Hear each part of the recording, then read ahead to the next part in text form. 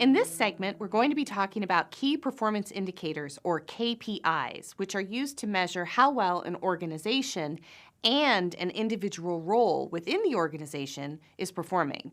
We'll discuss how these are built out of organizational goals and introduce how they influence individual commitments, which we'll expand upon further in the next video. We've talked about mission and purpose, right? We know what an organization is here to do. We've talked about that from a departmental level or team level. What is it that your team is here to do? We've talked about expectations. What is it that the team expects of one another and you expect of individuals on the team to make sure that their performance is aligned and that we're moving forward. And now we're going to talk about key performance indicators. Here's the thing about key performance indicators. There's a lot of language out there that describes these, but essentially a key performance indicator is that thing, those measurements that tell you how well the organization is performing, okay? And here's an analogy that I've heard used over and over again that I think is very relevant. If you were in the hospital and the doctors and nurses wanted to know how you were doing, they would have you hooked up to machines that would be reading certain key body measurements to help them know how well your body was doing. They would be measuring your blood pressure, your heart rate, your oxygen intake, your brain activity. These would be key factors that your doctors and nurses would want to keep tabs on to make sure that your body is thriving, right?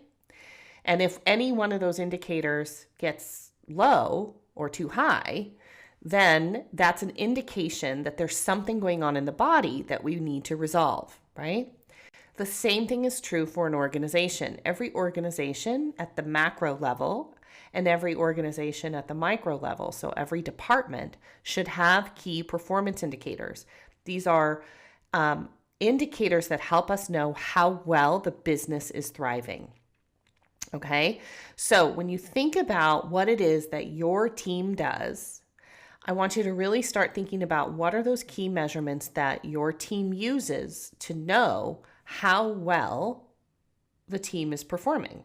Okay, so I often say to managers, if you can't measure what someone is doing in a position, then you really have to question why you have the position in the first place. Now, a lot of people get frustrated with me because, not every position is easy to measure as others, but I really do argue, and I really will stand firm in this position, that everything people do can be measured somehow. And if you can't measure the effectiveness of a role in the organization, not a person, but a role, a position, then I'm going to challenge you to wonder, why do you have the position? If you can't actually determine how well it's contributing to the success of the organization. So key performance indicators are those meaningful, essential elements that help you know how well the position, the role is functioning within the organization. Okay? And so these are outputs. So what we have to have in order to be able to have clean KPI or key performance indicators is we have to have a clear job description for every role in the organization. And then we have to look at what is the primary responsibility of this position and how do we measure its effectiveness. Okay? And I really want to make sure that we're clear here. I'm not talking about individual people. I'm talking about roles, right?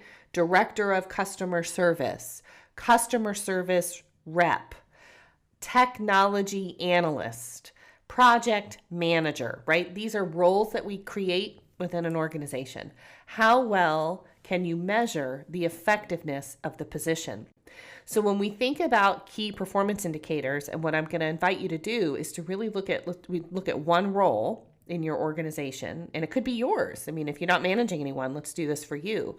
How do you know that that position is thriving in the organization? How well can we measure that position's effectiveness? What are the key performance indicators for that position? It could relate to simple things that are easy to track, like revenue generation, number of new clients. It could be number of outbound phone calls, inbound phone calls. It could be completion of projects. It could be benchmarking timelines for projects. The work could be about external communication and connection. The work could be measured by errors or lack thereof. So I'm going to ask you to kind of really think about this role differently. If I needed to substantiate how well this role was performing, what would I look at to do that? You have to have key performance indicators for every position. This is just, and here's the thing, a lot of companies don't. So I wouldn't be surprised if a lot of you listening to this would be like, wait a minute, I don't have key performance indicators. But then think about, just naturally, just think about how difficult then it becomes to have individual performance goals if you don't have key performance indicators. And when we get into the long term of this program, when we get into the long term of this specialization and we get into capstone, key performance indicators are going to be very important to that coaching framework that you're going to be designing. Because at the heart of my connection and coaching, I have to have these key performance indicators clearly defined. Again, if I have a role in my organization and I cannot define how that organization is, that role is contributing to the success of the organization, I have to wonder, why do I have the role? All right. That's a big question for a lot of people.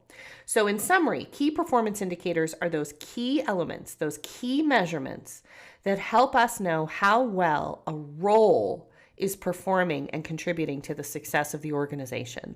So we're going to do some work around creating those for either your role or role that reports to you as a part of this exercise.